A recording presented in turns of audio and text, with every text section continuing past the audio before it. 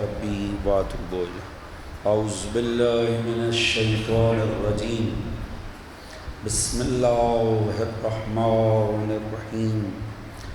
يا من ذكره شرف للذاكرين. الحمد لله رب العالمين الذي لم يتخذ صاحبة ولا ولدا ولم يكن له شريك في الملك ولم يكن له ولي من الذل وكبره تكبيرا.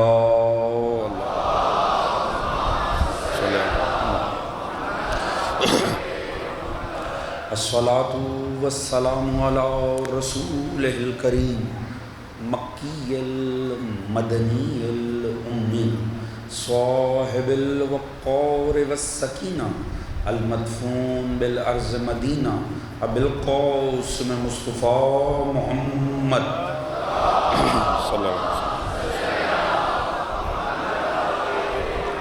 وعلى آله الطيبين الطاهرين المعصومين الذين أذهب الله عنهم الرجس وطهرهم تطهيرا.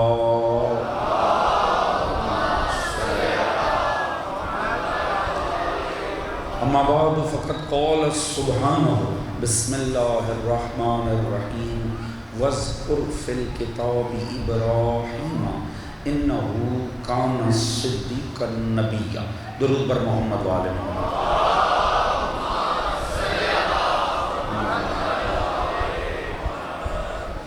دعا ہے رب کائنات بسط کے ذکر محمد و آل محمد، اس پر شیزا کا بچھایا جانا، منتظمین کی ایک کاوش، آپ دوستوں کی شرکت، پروردگار عالم اپنی بارگاہ عالی میں قبول و منظور فرمائے.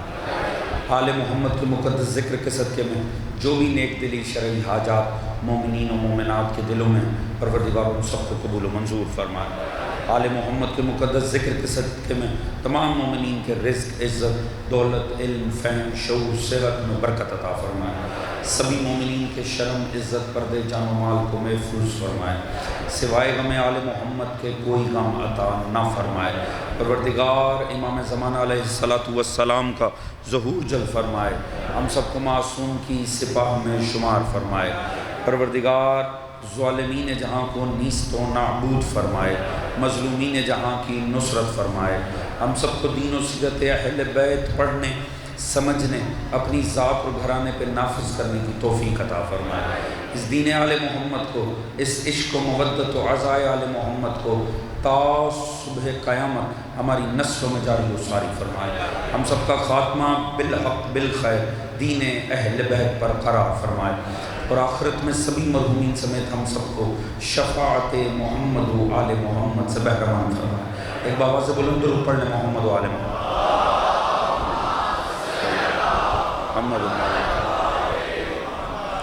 ماشاءاللہ بہت بڑی تعداد میں موجود ہیں. ایک بابا سے بلند درود پڑھ لیں محمد و آل محمد.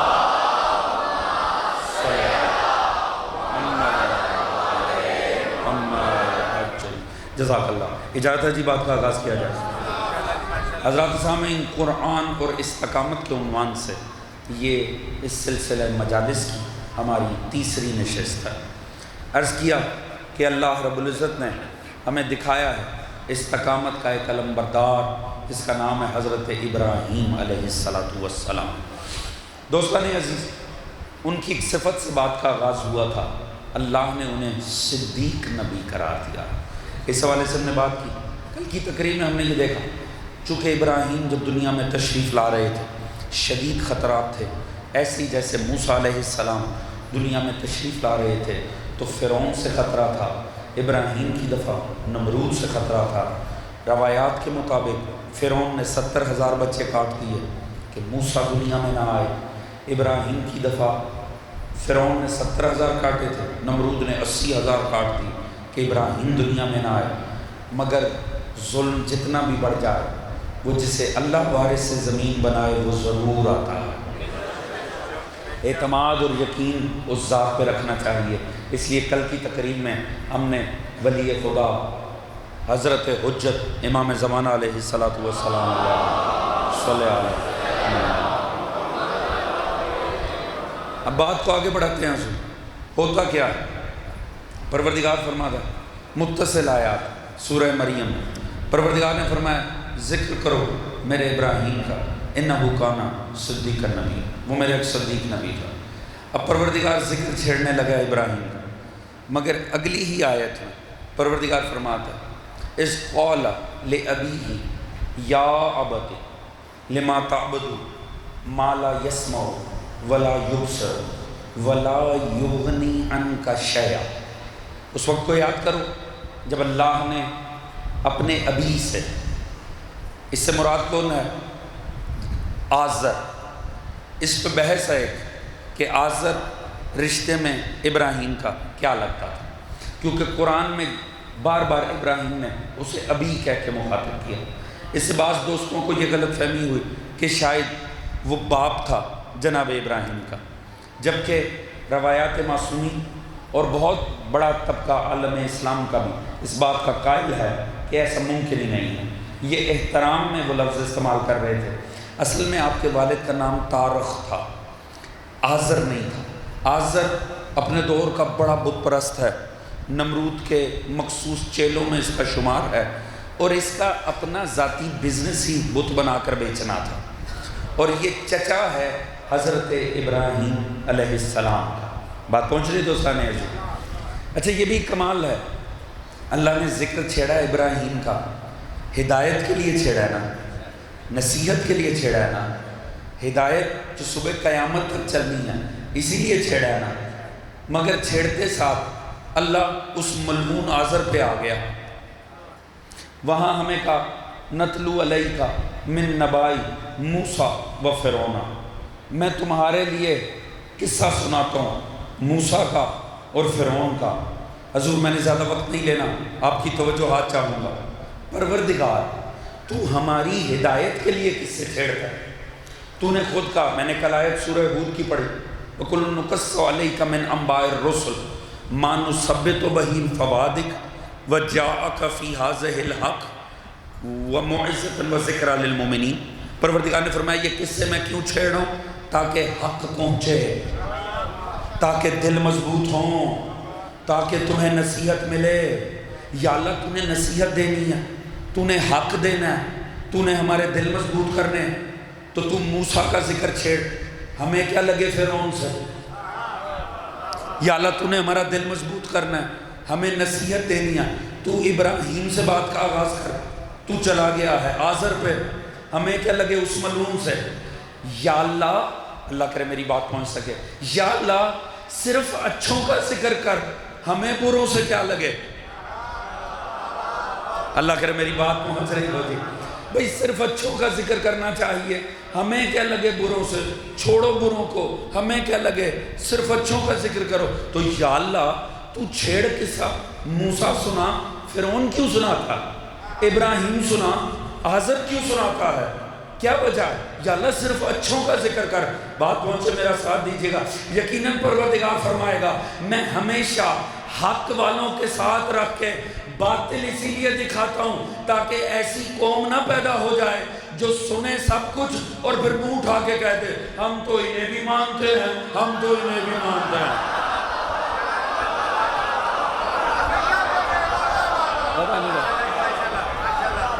بات پہنچ رہی ہے؟ سلامت ہو، بات پہنچ رہی دوستان حضور وہ ہمیشہ جب اہل حق کا ذکر چھیڑتا ہے وہ ہمیشہ ساتھ میں باطل بھی ایکسپوز کرتا ہے۔ یہ سنت توحید ہے، پروردگار ہمیشہ ساتھ رکھ کے، کیونکہ باطل کو نہ پہچانے نا تو حق کی وضاحت بھی نہیں ہوتی۔ توجہ ہے جی؟ تاکہ دنیا دیندار رہے، عقیدے میں سیاست دان نہ بن جائے، کعبے کا حج بھی اور گنگا کا اشنان بھی، راضی رہے خدا خوش رہے شیطان بھی۔ توجہ فرما رہے ہیں جی؟ اس نے کہا میں دونوں تمہیں ساتھ رکھ کے بیان کروں گا۔ اب وہ کیا کہہ رہے ہیں؟ بات کا آغاز بڑا حسین ہے۔ دیکھیں ابراہیم وہ ذات مقدس ہے، کہتے ہیں کہ توحید عقلی انشاءاللہ آگے بحث آئے گی کہ ابراہیم نے توحید کو کتنے لطیف انداز میں منوایا ہے۔ اب آزر ہے بت پرست، چچا ہے، ماں نے ایک غار میں رکھا تھا ابراہیم، چھپا کے وقت کے حکمران سے۔ میں نے عرض کیا نا فرعون کی کیا پالیسی تھی؟ یذبح ابناءہم ویستحیی نساءہم، وہ بیٹے قتل کرتا تھا، بیٹیاں چھوڑ دیتا تھا۔ اس ملعون نے کیا کیا تھا؟ نمرود نے، اس نے جتنے بابل میں بچے تھے سارے قتل کروا دیے تھے۔ دیکھیے کتنے بدبخت حکمران تھے، سارے بچے قتل کر دیے گئے، مردوں اور خواتین میں جدائی ڈال دی گئی۔ مگر یہ خدا کی مصلحت تھی کہ حجت خدا کو زمانے میں آنا تھا۔ آپ کے ماں باپ نے آپ کو ایک غار میں رکھا، وہیں پالا۔ اب کچھ عرصے بعد والد دنیا سے گزر گئے، ماں جب لے کر آئی تو ماں کی مجبوری تھی آزر کے پاس ہی لے کر آنا، کیونکہ ویسے اگر حکمران کو پتہ چلتا قتل کر دیتا، مگر چونکہ آزر اس کا مقرب تھا، اس کے دربار میں لگا ہوا تھا، لہٰذا آزر کا سایہ چاہیے تھا، آزر کی سپورٹ چاہیے تھی۔ مگر وہ ہے بت پرست، وہ تو بزنس ہی بتوں کا کرتا ہے، بت ہی بنا کے بیچتا ہے۔ اب جب اسے بت پرستی میں دیکھا تو ابراہیم اس سے کیا فرما رہے ہیں؟ اس قال لأبیہ یا ابت لما تعبد ما لا یسمع ولا یبصر ولا یغنی عنک شیئا۔ دوستو، اگر ہم نے انبیاء سے نہیں سیکھنا تو دین کہاں سے سیکھنا ہے؟ آپ فرما رہے ہیں سن اے ابی، نہ عبادت کر شیطان، نہ ان کی عبادت کر، ما لا یسمع ولا یبصر، جو نہ سنتے ہیں نہ دیکھتے ہیں، ولا یغنی عنک شیئا، اور ٹکے کا فائدہ نہیں دیتے۔ توجہ ہے جی، کوئی فائدہ ہی نہیں جنہیں ماننے کا۔ اس کا مطلب ہے، سادگی سے عرض کروں، ایک بات تو طے ہے، ماننا انہیں چاہیے جنہیں مان کے اپنا بھلا ہو۔ توجہ ہے دوستان عزیز، انسان انہیں مانے جنہیں مان کے اپنا فائدہ ہو، یہ نہ ہو جنہیں مانے بس انہی کا فائدہ ہو۔ انسان ساری زندگی ان کے دفاع ہی کرتے رہے، پتہ نہیں میری بات پہنچی نہیں۔ ماننا انہیں چاہیے جنہیں مان کے اپنا فائدہ ہو۔ کہا بابا کیوں مانتا ہے اسے؟ نہ ہی سنتے ہیں نہ دیکھتے ہیں، اس کا مطلب ہے بے حس کو نہیں ماننا چاہیے۔ میں جملہ بدل کے عرض کرتا ہوں، شاید آپ تک پہنچ جاؤں، جو موقع پہ کام نہ آئے اسے ماننا نہیں چاہیے۔ توجہ ہے دوستان عزیز۔ اب دیکھیں دلیل قائم کر رہے ہیں، رد کر رہے ہیں، دلیل کیا ہے، کس لیے نہ مانے؟ خود اس کی دلیل دے رہے ہیں، ما لا یسمع ولا یبصر، نہ سنتے ہیں نہ دیکھتے ہیں۔ بت نہ سنتے ہیں نہ دیکھتے ہیں۔ حضور اپنے سے پست کو ماننے میں ذلت ہوتی ہے۔ بات تو یہ بھی بڑی تھی اگر آپ نے غور کیا ہوتا، اپنے سے پست کو ماننا ذلت ہے۔ اللہ نے انسان کو دیکھنے کی، سننے کی حصیں عطا کی ہیں، اگر یہ جا کے اس کے سامنے کھڑا ہو جائے گا نا، یا سجدہ ریز ہو جائے گا، جو نہ سنتا ہے نہ دیکھتا ہے، یہ ذلت ہے۔ توجہ ہے جی، انسان کو اللہ نے ابتدائی نعمتیں کون سی دی؟ ابراہیم حجت قائم کر رہے ہیں، کیوں مانتا ہے بابا انہیں جو نہ سنتے ہیں نہ دیکھتے ہیں؟ پروردگار نے فرمایا بسم اللہ الرحمن الرحیم، واللہ اخرجکم من بطون امہاتکم لا تعلمون شیئا۔ پروردگار نے فرمایا میں نے اس عالم میں تمہیں تمہاری ماؤں کے شکموں سے اخذ کیا، تم کچھ بھی نہیں جانتے تھے، لا تعلمون شیئا، کچھ نہیں تمہیں پتا تھا۔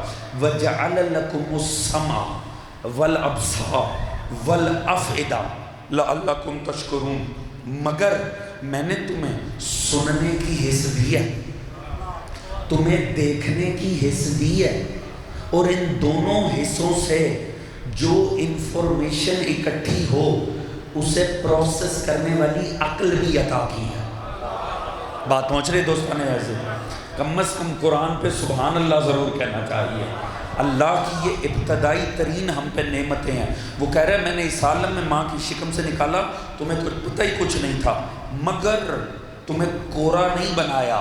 وَجَعَلَ لَكُمُ السَّمْعَ وَالْأَبْصَارَ وَالْأَفْئِدَةَ، یہ ہیں ابتدائی ترین نعمتیں۔ انسان مال لے کر پیدا نہیں ہوتا، لباس لے کر پیدا نہیں ہوتا، شہرت لے کر پیدا نہیں ہوتا، طاقت لے کر پیدا نہیں ہوتا، تقویٰ لے کر پیدا نہیں ہوتا۔ انسان کچھ لے کر نہیں آتا، مگر سننے کی حس ساتھ لاتا ہے، دیکھنے کی حس ساتھ لاتا ہے، اور غور کرنے والی عقل بھی ساتھ لاتا ہے. اس نے یہ ہمیں ابتدا میں دی ہے. اور قرآن اٹھا کر پڑھ لیں سورہ آراف. اس نے انہی کی بنیاد پر فیصلہ کرنا ہے انسان کون ہے, حیوان کون ہے. اجازت میں ایک اور آیت پیش کروں. ارشاد خداوندی سورہ آراف, بسم اللہ الرحمن الرحیم. وَلَقَدْ ذَرَنَا لِجَهَنَّمَ كَثِيرًا مِنَ الْجِنِّ وَالْإِنسِ. اللہ نے فرمایا سنو, کثیر تعداد جنوں اور انسانوں کی میں نے جہنم میں پھینکنی. بڑی ہیبت ناک سی بات ہے حضور. کثیر تعداد جنوں اور انسانوں کی میں جہنم میں پھینک دوں گا. یا اللہ, اتنی خوبصورت مخلوق کو تو جہنم میں پھینک دے. یہی وہ دو ہیں جس پہ اس نے اپنی بندگی کو واجب کیا تھا. وَمَا خَلَقْتُ الْجِنَّ وَالْإِنسَ إِلَّا لِيَعْبُدُونِ. وہی دونوں جسے اس نے مسئول بندگی بنایا تھا. اللہ اعلان کر رہا ہے قرآن کے اندر, وَلَقَدْ ذَرَنَا لِجَهَنَّمَ كَثِيرًا مِنَ الْجِنِّ. کثیر تعداد ان کی میں نے جہنم میں پھینکنی ہے. اللہ کرے میری بات پہنچ جائے. سادگی سے آگے بڑھ جاؤں گا. حضور کم از کم ایک بات تو طے ہے, اکثریت تو تیاری رکھے. توجہ ہے جی؟ ہاں جی بھئی, ہو سکتا ہے نا کسی کو غلط فہمی ہو, چونکہ ہم اکثریت پہ ہیں اس لیے ہم حق ہیں. اللہ کہہ رہا ہے تیاری پکڑو, تمہیں تو میں جہنم میں پھینک رہا. توجہ ہے جی؟ حضور اکثریت ہونا معیار حق نہیں ہے, اطاعت خدا میں ہونا معیار حق ہے. توجہ فرما رہے ہیں جی؟ تو حضور اس نے فرمایا وَلَقَدْ ذَرَنَا لِجَهَنَّمَ كَثِيرًا مِنَ الْجِنِّ وَالْإِنسِ. یا اللہ کیوں, آخر ان سے کوتاہی کیا ہوئی ہے, مسٹیک کیا ہے, پرابلم کیا ہے. تو نے اتنی پیاری مخلوق بنائی, تو نے کہا واللہ احسن الخالقین, میں بڑا بہترین کمال خالق ہوں. یا اللہ اتنی حسین مخلوق بنا کے اب تو اسے جہنم میں پھینک دے گا. ان کا قصور کیا ہے, ان سے پرابلم کیا ہوئی ہے, ایشو کہاں ہے؟ پروردگار نے فرمایا سنو, لہم قلوب لا یفقہون بہا. میں نے انہیں عقل دی تھی, انہوں نے غور ہی نہیں کیا. بات پہنچ رہی ہے جی؟ سنتے جائیں. پروردگار نے فرمایا وَلَهُمْ عَيُونٌ لَا يُبْصِرُونَ بِهَا. انہیں آنکھیں دی تھی نا, انہوں نے دیکھا ہی نہیں. وَلَهُمْ آذَانٌ لَا يَسْمَعُونَ بِهَا. میں نے انہیں کان دیے تھے, انہوں نے سنا ہی نہیں. اولئک کالانعام. یہ تمہیں لگتا ہوگا کہ انسان ہیں, اصل میں تو حیوان ہیں. توجہ ہے جی؟ اور یہاں پر بھی آیت رکتی نا تو تباہی تھی کہ انسان چلتا پھرتا, انسان معزز بن کے کلف والے کپڑے لگا کے پھر رہا ہو اور خالق کی نظر میں حیوان ہو. وہ یہاں نہیں رکھا, اس نے کہا بل ہم ازل, یہ تو ان سے بھی گئے گزرے ہیں. توجہ ہے جی؟ پروردگار نے فرمایا یہ ان سے بھی فارغ ہیں, یہ ان سے بھی گئے گزرے ہیں. کیوں؟ اولئک هم الغافلون. کیونکہ یہ غفلت میں پڑے ہوئے ہیں. بات پہنچ رہی ہے جی؟ اس نے کہا میں تمہیں کچھ دے کے بھیج رہا ہوں. کیا؟ اس عالم میں ماؤں کے شکموں سے نکالا, مگر دیکھنے والی آنکھیں دیں, سننے والے کان دیے. ان دونوں چینل سے جتنی انفارمیشن ملے گی اسے پروسیس کرنے والی عقلیں دیں. اب چونکہ صحیح استفادہ نہیں کیا تو دوسری جگہ کہا اٹھا کے جہنم میں پھینکوں گا. کیوں؟ آنکھ دی دیکھا ہی نہیں, کان دی سنا ہی نہیں, اور جو کچھ دکھتا اور سنتا ہے اسے سوچا ہی نہیں. اچھا پہلے دوست سے لے کر جہاں تک یہ مجمع ہے, اگر بات پہنچے آپ نے میرا ساتھ دینا ہے تاکہ تھکاوٹ کا غلبہ نہ ہو. حضور ایک بات تو طے ہو گئی, ہدایت جب بھی کامل کی جائے گی دکھایا بھی جائے گا, سنایا بھی جائے گا. بہت سارے پہنچ گئے ہیں, بڑا مجمع ابھی بھی نہیں پہنچا ہے. وہ جن کے سینوں میں غدیر ہے انہیں میری بات سمجھ میں آئے گی. ہدایت تب تک کامل نہیں ہوگی جب تک سنانے کے ساتھ دکھایا نہیں جائے گا. اب پتہ چلا اللہ کا نبی مدینے کی مسجد کی چٹائی پر بیٹھ کر بھی کہتا من کن تو مولا ہو, ولایت ہو جاتی. غدیر نے ہاتھ بلند کر کے کہا سننے والوں سن لو, دیکھنے والوں دیکھ لو, علی کل کا مولا. اللہ حق علی حق سلامت سلامت رہیے سلامت رہیے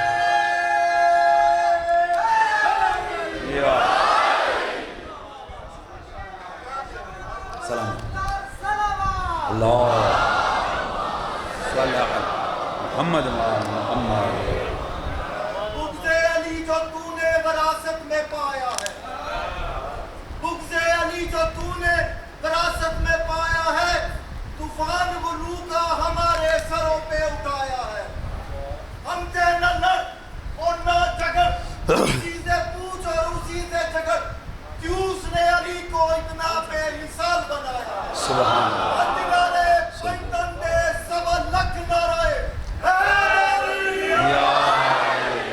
سلامت رہیے آگا آگا کی صحت و سلامتی کے لیے شفا کے لیے بابا سے بلند درود پڑھیں محمد و آل محمد اللہم صلی علی محمد و آل محمد بات پہنچ رہی ہے دوستان عزیز اس کا مطلب ہے ہدایت جب بھی کامل ہوگی دکھایا بھی جائے گا سنایا بھی جائے گا اور جو پھر بھی نہ مانے اللہ شرف انسانیت سے گرا دیتا اولئک کالانعام حیوان ہے یا اللہ کیا کہہ رہا ہے 2 کان 2 آنکھیں ناک منہ پورا جسہ تو انسانوں والا ہے کہا نہیں حیوان ہے اس کا مطلب ہے ایسا ہوتا ہے کہ چلتا پھرتا انسان لگے حقیقت میں حیوان ہو بھئی قرآن تو کہہ رہا ہے اولئک کالانعام اور اس نے انسانوں اور جنوں کے لیے کہا ہے اس کا مطلب ہے ایسا ہوتا ہے کہ بظاہر جسہ انسان والا ہو اصل میں حیوان ہو کہاں ملے گا معصوم کی 2 انگلیوں کے درمیان دیکھو چاہے کعبے کا طواف بھی کر رہا ہو تو حیوان بھائی کیا کہنا آپ کی فضائل شناسی کے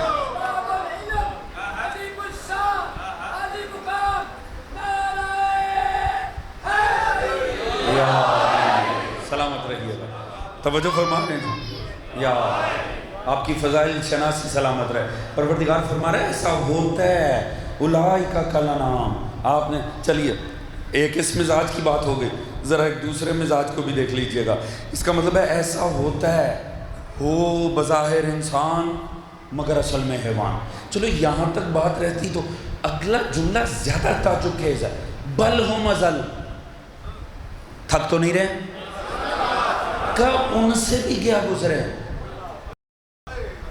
اللہ نے پہلے کہا حیوان اتنی کم سزا ہے کسی کو انسان بنائے اور حیوان قرار دے اتنا بھی رک جاتا تو بات اس نے کہا نہیں بل ہم ازل ان سے بھی گئے گزرے اس کا مطلب ہے حیوان بھی بعض انسانوں سے بہتر ہوتے ہیں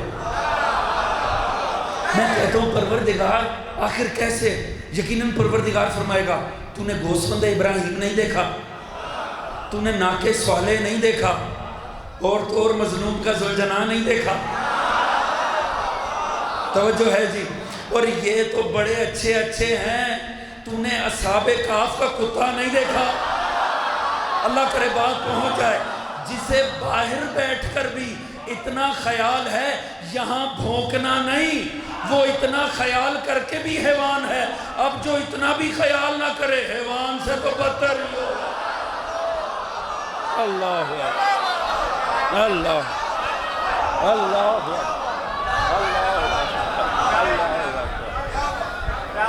بات پہنچ رہی ہے کہ نہیں حضور بل ہم ازل اولئک ہم الغافلون کیونکہ یہ غفلت میں پڑے ہوئے دوستو یہ بات یاد رکھیں اللہ نے انسان بنایا ہمیں مرنا بھی انسان ہی چاہیے پر انسان وہی مرے گا جو زندگی انسانوں والی جیے گا یہ نہیں ہو سکتا زندگی بنی امیہ کے مشرب پر ہو اور موت انسانیت کی آ جائے کردار بنی عباسیہ والے ہوں اور موت علی کی حب پہ آ جائے موت اسی راہ پہ آتی ہے جس پہ زندگی ہو بینر ہو حسین کا نیچے یزیدیت چہرے پہ سجایا ہو ولایت علی کردار میں حاکم شام موت ضلالت اور جہالت کی آئے گی انسانیت کی موت کبھی نہیں آئے گی توجہ فرما رہے ہیں جی غفلت سے بچنا چاہیے غفلت کیا ہے وقت نماز ہو آپ کو دوسرے کاموں کی ٹینشنیں پڑی ہوں، جیب میں مال ہو خمس کی پرواہ ہی نہ ہو، خاموش کیوں ہو گئے؟ توجہ ہے جی؟ اب میں نعرے لگاؤں؟ توجہ ہے جی؟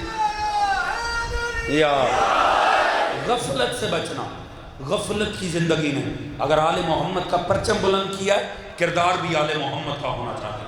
توجہ ہے عزیزان محترم؟ جناب ابراہیم فرما رہے بابا نہ مان، ایسوں کو ماننے کا فائدہ ہی نہیں ہے، سیدھی سی بات ہے، موقع پہ کام نہیں آنا تو جائیں تاریخ کی جہنم میں۔ توجہ ہے جی؟ ہمیں تو ان سے غرض ہے جو کام تو ہیں موقع پر۔ توجہ ہے دوستان عزیز؟ اگلا جملہ یا عبد انی قد جاءنی من العلم ما لم یاتک، یہ دیکھیے بات بڑی سننے سے تعلق رکھتی ہے۔ سنیے بابا، ابھی مجھے اللہ نے انی قد جاءنی من العلم ما لم یاتک، اللہ نے مجھے علم دیا ہے۔ اب سنیں، ابراہیم ہدایت کر رہا ہے، ابراہیم نہیں ہدایت کریں گے تو کون کرے گا؟ ابراہیم سے ہم نہیں سمجھیں گے تو کس سے سمجھیں گے؟ ما لم یاتک، آپ کو نہیں دیا، فاتبعنی اہدک الصراط السویہ، سنیں میرا اتباع کریں، مجھے اللہ نے علم دیا ہے، آپ کو نہیں۔ گھبرانا نہیں ہے، میرا ساتھ دیں، گھبرانا نہیں ہے، نہیں دوبارہ لفظ قوم سے استعمال کروں گا، میری توبہ۔ توجہ ہے جی؟ آپ نے بس میرا ساتھ دینا ہے۔ حضور کمال یہ دیکھیں، فاتبعنی، میرا اتباع کریں، اہدک الصراط السویہ، میں آپ کو صحیح راہ پہ لے کے چلوں گا۔ توجہ ہے جی؟ بابا میرا اتباع کریں، کیوں؟ انی قد جاءنی من العلم، میرے پاس علم ہے، آپ کے پاس نہیں۔ اس کا مطلب ہے اتباع اس کا ہوتا ہے جو اللہ کی طرف سے علم رکھتا ہو۔ صاحبان فہم بیٹھے ہیں، میں نے اتنا بڑا موضوع ایک جملے میں آپ کے سامنے عرض کر دیا۔ توجہ ہے جی؟ ابراہیم کس سے مخاطب ہے؟ آزر سے۔ ابراہیم کہہ رہے ہیں مجھے علم دیا اللہ نے، آپ کو نہیں، لہٰذا میرا اتباع کریں۔ اس کا مطلب ہے اتباع اس کا ہوتا ہے جو علم رکھتا ہے۔ اچھا شاید یہ ساری بات شاید بزرگوں کو سمجھ نہیں آئے گی، مگر وہ جوان جو کہ سوشل میڈیا پہ بیٹھتے ہیں، جو کلپس دیکھتے ہیں، انہیں میری بات میں کہتا ہوں شکر ہے آزر اور ابراہیم کسی پوڈ کاسٹ میں نہیں بیٹھے تھے، نہیں تو پتہ ہے آزر نے کیا کہنا تھا؟ آزر نے کہنا تھا یہ تو جزوی فضیلت ہے۔ اللہ اکبر۔ توجہ ہے دوستان عزیز؟ حضور اتباع کا تعلق علم کے ساتھ ہے۔ شروع میں ابراہیم بتا رہے ہیں آپ نہیں، میرے پیچھے چلا جائے گا، کیوں؟ مجھے اس نے علم دیا ہے۔ اس کا مطلب ہے اتباع کا ڈائریکٹ تعلق علم کے ساتھ۔ بات پہنچ رہی ہے کہ نہیں حضور؟ دیکھیے معیار پہ بات کر رہے ہیں نا، قرآن کا معیار ہی ہے۔ قرآن علم کو کہاں رکھتا؟ ذرا سنیے، آپ کے حبیب کا اس نے تعارف کیسے کروایا تھا؟ آپ کے نبی کا تعارف بھی اس نے علم کے ذریعے کروایا۔ یتلو علیہ آیاتہ ویزکیہم ویعلمہم الکتاب والحکمہ، علم دیتا ہے۔ توجہ فرما رہے ہیں جی؟ چلیے اپنی بات میں وزن پیدا کرنے کے لیے نا اجازت ہے میں قرآن کی ایک آیت ہدیہ کروں آپ کو۔ قرآن سے زیادہ لطیف کتاب کوئی نہیں ہے۔ قرآن ہدایت نہیں کرے گا تو کون ہدایت کرے گا؟ سورہ بقرہ اٹھا کر پڑھیں۔ اللہ نے فرمایا بنی اسرائیل کا نبی ہے، قوم سامنے کھڑی ہو گئی، قوم نے کہا حضور آپ ہم پہ کسی کو بادشاہ منتخب کریں، آپ کسی کو ہم پہ بادشاہ منتخب کریں جس کے سائے میں ہم جہاد کریں، جس کے سائے میں ہم چلیں۔ قال لهم نبیہم ان اللہ قد بعث لکم طالوت ملکا، ان کے نبی نے ان سے کہا اللہ نے تم پر طالوت کو ملک قرار دیا۔ انہوں نے نبی سے کہا تھا، نبی نے یہ نہیں کہا میں بناتا ہوں۔ عقیدے کی بات ہے، بول کے بتائیے اگر بات پہنچے تو۔ انہوں نے نبی سے کہا تھا، نبی نے کیا کہا؟ ان اللہ قد بعث لکم طالوت ملکا قال ان یکون له الملک علینا ونحن احق بالملک ولم یؤت سعۃ من المال۔ جب کہا نا طالوت کو اللہ نے تم پہ بنا دیا، وہ فوراً ہی، اب ذرا مائنڈ سیٹ دیکھیے گا قوموں کا ہوتا کیا ہے، عقیدے کی بحث ہے، توجہ چاہوں گا. وہ کہنے لگے اسے اس طرح بنا دیا، اسے کیسے بنا دیا؟ اس کے پاس مال نہیں ہے.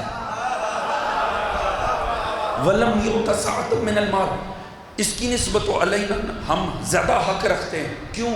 ہمارے پاس مال ہے. اس کا مطلب ہے گھٹیا قوموں کی نا یہ ذہنیت ہوتی ہے، جس کے پاس مال ہونا اسی کے پیچھے جاتے ہیں. پتہ نہیں میری بات پہنچ رہی ہے کہ نہیں پہنچ. فرمایا اسے اللہ نے بنایا ہے. انہوں نے کہا نہیں جی وَلَمْ يُؤْتَ سَعَةً مِّنَ الْمَالِ، اس کے پاس مال ہی نہیں ہے. فرمایا إِنَّ اللَّهَ اسْتَفَاهُ وَزَادَهُ فِي بَسْطَةٍ فِي الْعِلْمِ وَالْجِسْمِ وَاللَّهُ يُؤْتِي مُلْكَهُ مَن يَشَاءُ وَاللَّهُ وَاسِعٌ عَلِيمٌ. پروردگار کے نبی نے کیا فرمایا؟ تمہیں سنو، تمہیں مال کے رونے پڑے ہوئے ہیں، مال سنو، اللہ نے اسے چنا ہے اور اللہ نے اسے تمہاری نسبت علم اور طاقت زیادہ عطا کی ہے. علم اور شجاعت میں یہ تم پہ فوقیت رکھتا ہے. اچھا قوم کیا کہہ رہی ہے؟ مال نہیں ہے. نبی کیا کہہ رہے؟ مال نہ دیکھو، علم اور شجاعت دیکھو.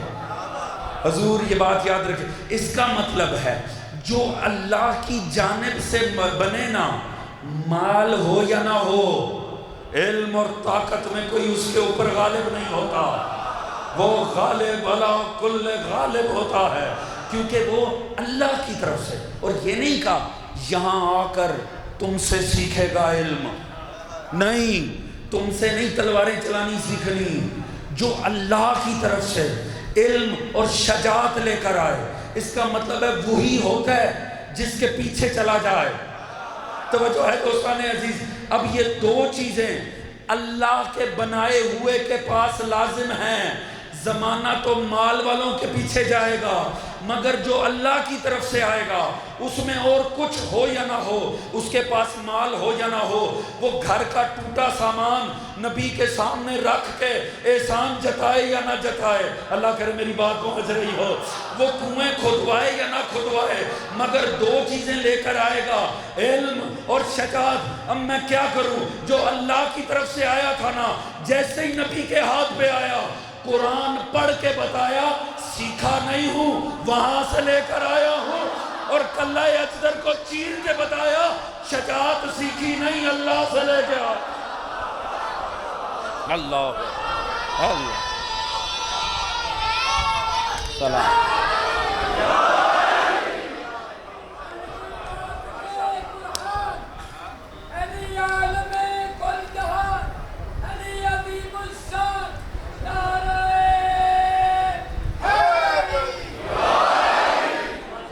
توجہ ہے دوستان عزیز. حضور اس کا مطلب ہے علم اور شجاعت اللہ کے بنائے کے یہی دو وصف ہیں. مال اللہ کی نظر میں اوقات نہیں رکھتا. اچھا آپ کے خیال میں خام خواہ زور لگا رہا ہوں. حضور بات کی اہمیت ہے. آپ کے مولا پہ یہ اعتراض کیا گیا. میں تفسیر کا نام لے دیتا ہوں، حالانکہ بڑی پسندیدہ تفاسیر میں سے میری ہے. میں نے پہلے بھی آپ کے سامنے اس کے حوالے دیا. عالم اسلام کی تفسیر ہے تبیان القرآن.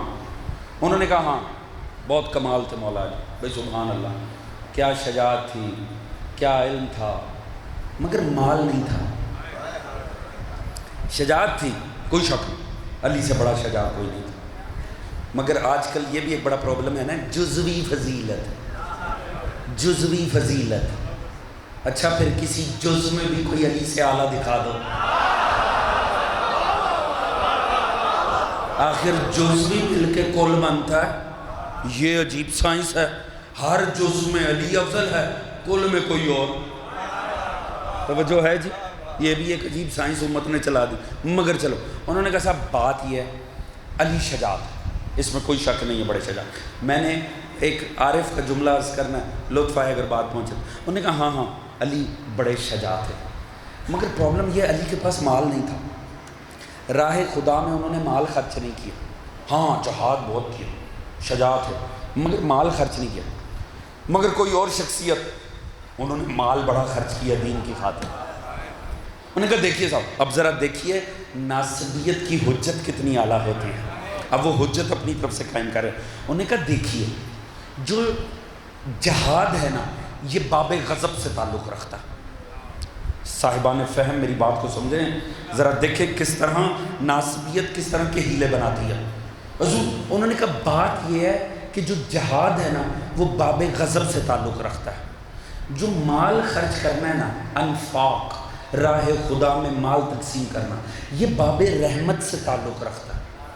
اور چونکہ ذرا سنتے جائیے کمال، چونکہ اللہ کی رحمت واسع اس کے غضب پہ حاوی ہے، لہٰذا انفاق کرنا جہاد کرنے سے افضل ہے.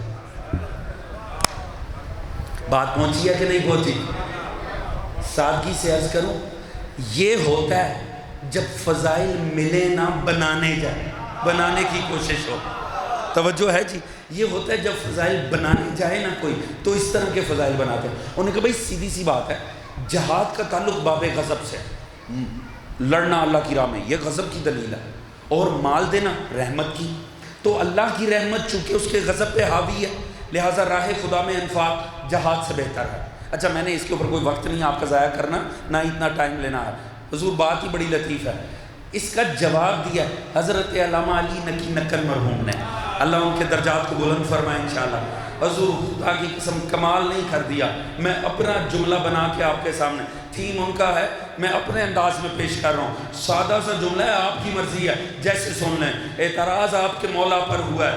آپ کا مولا شجاع تھا، مال نہیں خرچتا تھا، کہیں اور مال خرچا جاتا تھا، جہاد نہیں تھا. توجہ ہے جی؟ چلو اتنا ہی جہاد کر لیتے جتنا مولا نے مال خرچا ہے. توجہ ہے جی؟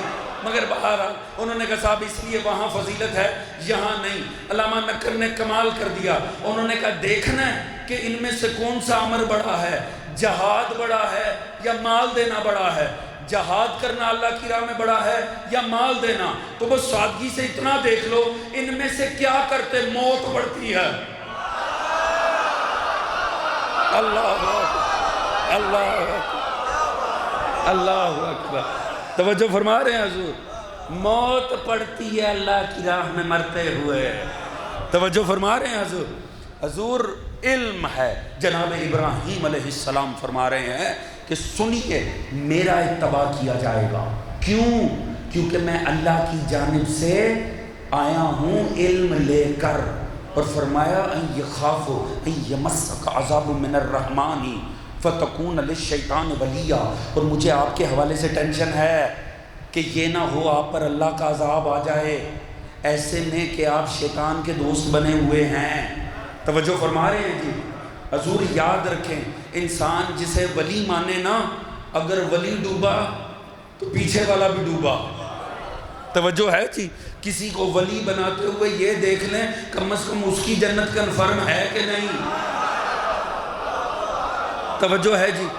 جب اس نے یہ سنا نا کہ یہ بچہ آ کے میرے اوپر چڑھائی کر دیا، میرے سارے عقائد کو باطل کر رہا ہے، اس نے کہا قال اراغب انت عن آلہتی یا ابراہیم. اب سنیں ابراہیم اسے سمجھا رہے ہیں اتنی شفقت. وہ آگے سے کیا کہہ رہا ہے؟ ابراہیم تو میرے الہوں کی نفی کر رہا، لَإِن لَمْ تَنْتَهِ اگر تو باز نہ آیا، لَأَرْجُمَنَّكَ وَحْجُرْنِي مَلِيًّا میں تجھے پتھر ماروں گا اور نکال دوں گا. سن لیا بات پہنچی ہے جی؟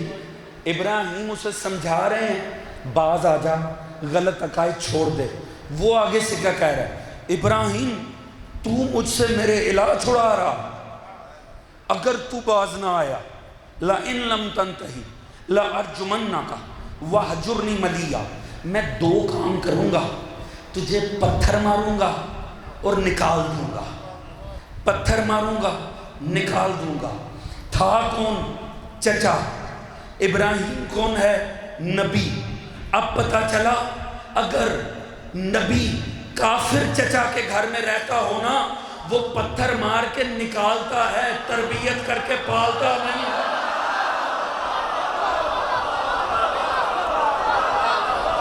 بات پہنچ رہی ہے؟ سلامت سلامت. یا سلامت.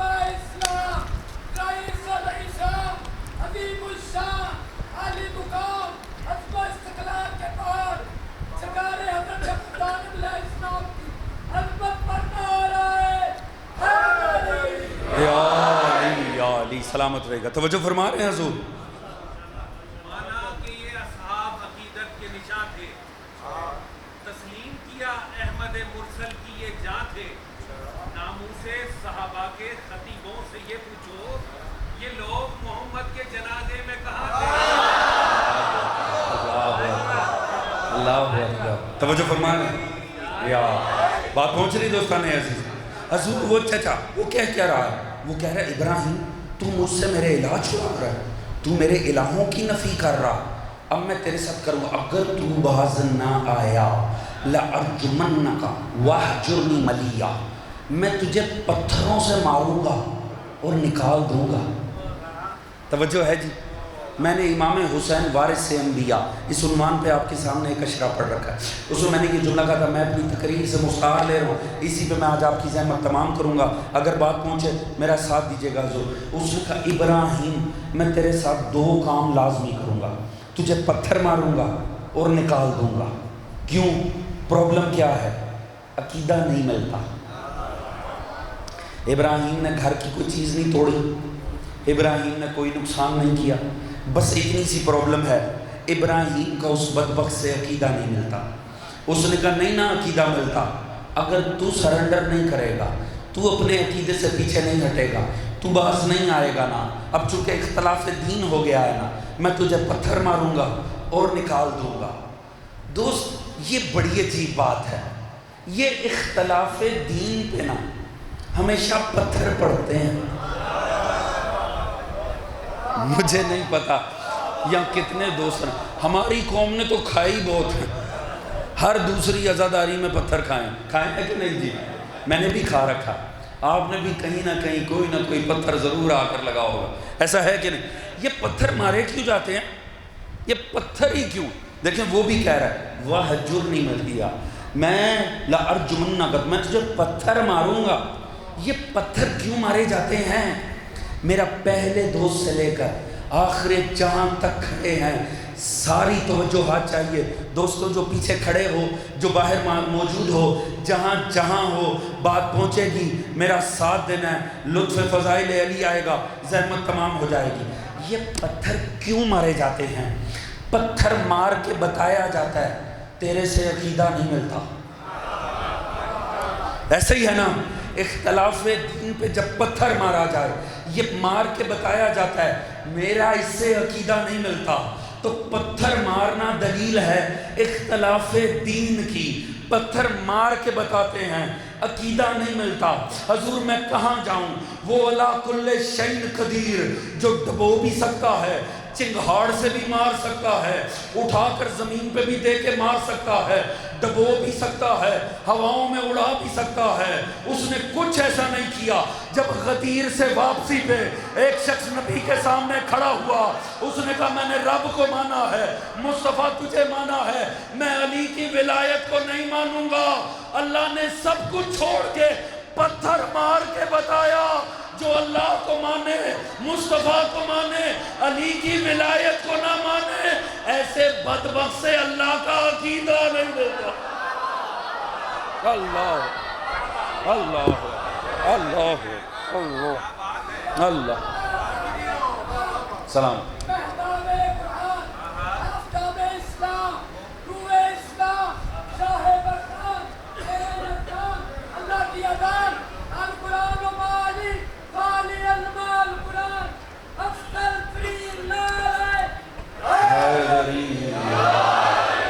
سلامت رہی ہوگا.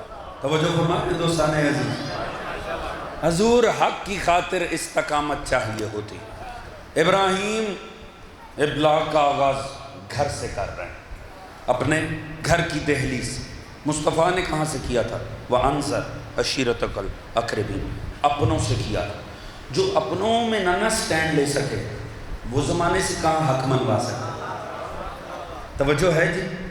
جو گھر کی شادی میں دین نافذ نہیں کر سکتا وہ کسی امام غائب کے ساتھ مل کے زمانے میں بھی نہیں نافذ کر سکتا. توجہ ہے جی. جو اپنوں کو نہ سمجھا سکے وہ بیگانوں سے بھی نہیں حق منوا سکتا. لازم ہوتا ہے مومن اگر اپنے ارد گرد خرافات دیکھے تو سٹینڈ لے، کھڑا ہو. دین کا نقصان ہمارا ذاتی نقصان ہے، دینی تہذیب کا نقصان ہمارا ذاتی نقصان ہے، لہٰذا ابلاغ کرنے سے کبھی چوکنا نہیں چاہیے۔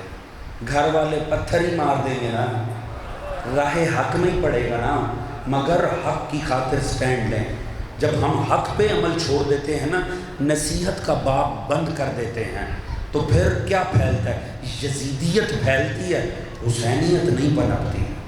لہٰذا حضور استقامت دکھائیں حق کی خاطر۔ اگر دیکھیں اپنی کمیونٹی میں کچھ غلط ہو رہا ہے، کھڑے ہو اس کے خلاف، بولنے، ڈریں نہیں، گھبرائیں نہیں۔ یہ ڈرنا گھبرانا یہ ویسی مصلحت ہے جو زمانے نے کربلا والوں کے سامنے اپنائی تھی۔ حسین والوں کا کام ہے زمانے کی آنکھوں میں آنکھیں ڈال کے حق کی بات کرنا۔ استقامت آپ کا واجبی فریضہ ہے، اور یہ درس ہے کربلا والوں کی زندگی کا۔ دوستان عزیز، شب 4 محرم ہو گئی، کتنی تیزی سے یہ ایام گزریں گے اندازہ بھی نہیں ہوگا۔ سارا سال انتظار رہتا ہے غریب کربلا کے دن آ جائیں تاکہ ہم رو سکیں، گریہ پیش کر سکیں، اور آتے ہیں تو اتنی رفتار سے گزر جاتے ہیں کہ اندازہ بھی نہیں ہوتا۔ اجازت دیتے ہو آج میں اس غریب کی شہادت کے کچھ جملے آپ کے سامنے پیش کروں۔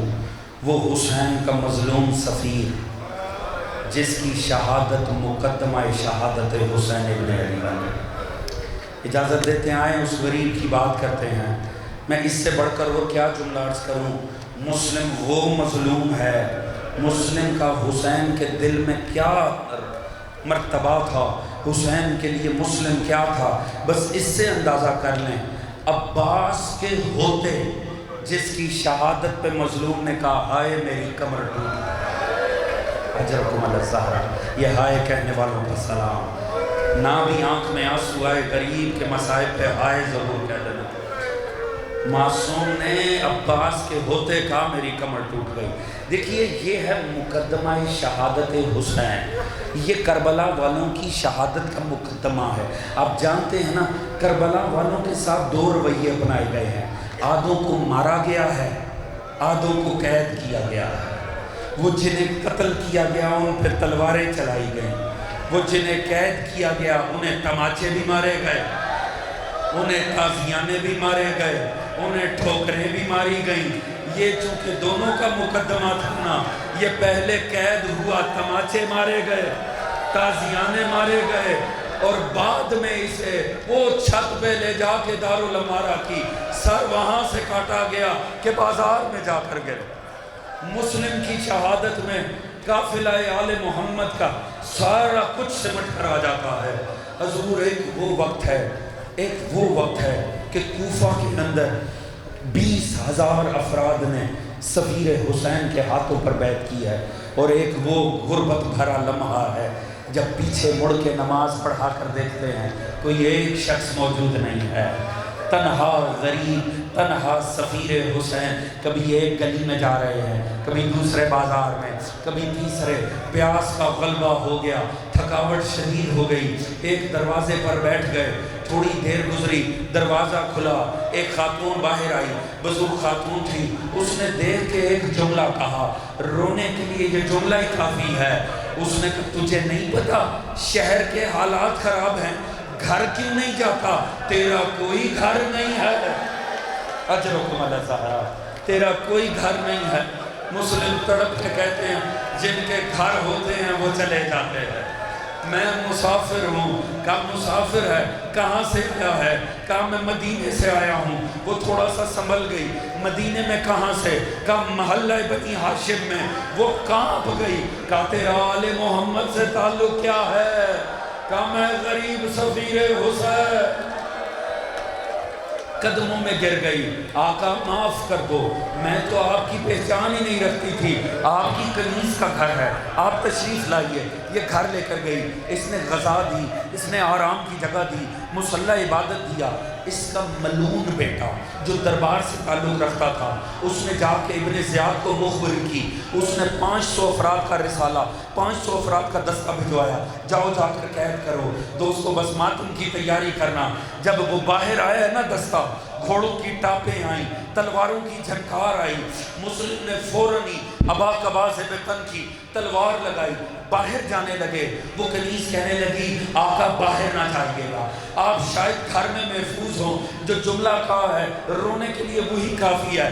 فرمایا نہیں نہیں، میری غیرت گوارا نہیں کرتی، میری زندگی میں ایک مومنہ کے گھر میں نامحرم داخل ہو جائیں۔ میں کہتا ہوں مسلم اچھا ہوا کوفے میں مارے گئے، یہ جگر فقط سید سجاد کا۔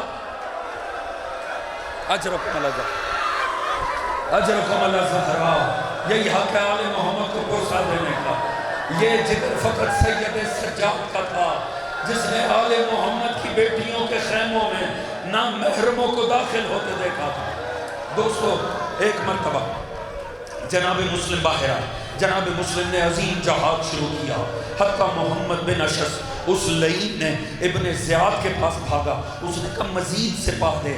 وہ کہنے لگا لعنت ہے تم پہ، ایک شخص کے خلاف 500 افراد بھیجے اور تو اور مانگ رہا ہے۔ اس نے کہا تو نے ہمیں عرب کے کسی جولاہے سے لڑنے کے لیے نہیں، آل محمد کے شیر سے لڑنے کے لیے بھیجا ہے، اور سپاہی دے۔ ان لعینوں نے کہا ایسے نہیں مسلم پہ غلبہ ہوگا۔ ان بدبختوں نے سازش کی، انہوں نے گڑھا کھودا، گڑھے میں انہوں نے لگائیں برچیاں، اوپر انہوں نے بچھائیں لکڑیاں، اوپر ڈال دی مٹی، لڑتے لڑتے دھوکے سے مسلم کو بھیجا۔ مسلم منہ کے بل جا کے گڑھے میں گلے، زندگی میں پسلیاں ٹوٹ گئی غریب کی۔ ایک مرتبہ قید کیا، چوگرد سے رسیاں گلے میں باندھ کے، ظالم تماچے مارتے ہوئے، تازیانے مارتے ہوئے علی کے شیر کو لے کے گئے۔ جب پہنچے ہیں نا، جب دارالعمارہ کے باہر پہنچے، ایک مرتبہ دارالعمارہ کی دیوار سے جناب مسلم کو لگا دیا۔ مسلم تڑپ کے سانس لے رہے ہیں، ایسے میں کسی کو رحم آ گیا، وہ پانی کا پیالہ لے کر آیا، جیسے ہی مسلم کے لبوں سے لگایا پانی مضاف ہو گیا، اس میں لہو شامل ہو گیا، جھٹک دیا، دوسرا پیالہ اس میں بھی لہو۔ جب تیسرے میں لہو آیا نا، مسلم نے عجیب غربت بھرا جملہ کہا ایسا لگتا ہے اللہ نہیں چاہتا میں سیراب ہو کے دنیا چھوڑوں۔ میں کہتا ہوں مسلم آپ شہادت حسین کا مقدمہ ہے، جب زہرا کا لال پیاسا جا رہا ہے، کیسے ممکن ہے سفیر سیراب ہو کے چلا جائے؟ اب ان ظالموں نے گھسیٹتے ہوئے ابن زیاد کے سامنے لے کر آئے۔ جیسے ہی ابن زیاد کے سامنے آئے ہیں، کسی ملعون نے کہا مسلم تو نے سلام کیوں نہیں کیا؟ جناب مسلم کہنے لگے، اور اس نے کہا تو نے ہمارے امیر کو سلام کیوں نہیں کیا؟ مسلم نے کہا لعنت ہو اس پہ، میرا امیر حسین ابن علی، میرا امیر حسین ابن علی ہے۔ اتنا سننا تھا، ابن زیاد نے کہا اسے دارالعمارہ کی چھت پہ لے کر جاؤ، وہاں سے گردن جدا کرو کہ سر بازار میں جا کر گرے۔ یہاں سے یہ سیڑھیاں طے کر رہے تھے، وہاں جس منزل پہ تھے حسین ناکے پہ سوار تھے۔ جناب عباس مزاج شناس امامت نے چہرہ دیکھا، آگے بڑھا، باغ تھامی، ہاتھ جوڑ کے کہنے لگے مولا میرا بھیا خیر سے ہے، مولا میرا بھائی مسلم خیر سے ہے۔ مولا تڑپ اٹھے، کہا عباس نہ پوچھ، بس عباس مسلم کا آخری وقت ہے۔ عباس تڑپ اٹھے، کہا مولا کم از کم زیارت ہی کروا دو، مولا میں زیارت کرنا چاہتا ہوں۔ معصوم نے تو انگلیاں اٹھائیں، کہا عباس دیکھ تجھے کیا نظر آتا ہے؟ عباس جیسا جوان منظر دیکھ کے زمین پہ گر گیا، کہا مولا مجھے پہنچاؤ کوفہ، مولا مجھے کوفے پہنچاؤ۔ کہا نہیں عباس جہاد نہیں کرنا، تو نے جنگ نہیں کرنی۔ کہا مولا نہیں جنگ کرتا مگر کوفے پہنچاؤ۔ کہا کیوں جانا ہے؟ کہا مولا مسلم کا سر جھکا ہوا ہے، ظالم کی تلوار ہوا میں ہے، میں لڑوں گا نہیں، جب سر زمین پہ آئے گا میں بھائی کا سر تھا۔ اجرکم اللہ زہرا، یہی حق تھا محمد کی غربت میں رونے کا۔ تیاری کرو، میں آخری جو باز کروں۔ امام نے فرمایا عباس صبر کر، عباس حوصلہ کر۔ کہا مولا فقط میں نے سر تھامنے بھائی کا۔ کہا اچھا اب دوبارہ میری انگلیوں کے درمیان دیکھ، بتا کیا نظر آتا ہے؟ اب عباس نے کہا مولا منظر بدل گیا ہے، کیا منظر ہے کہ مولا بازار کوفہ میں کوئی ضعیفہ کھڑی ہے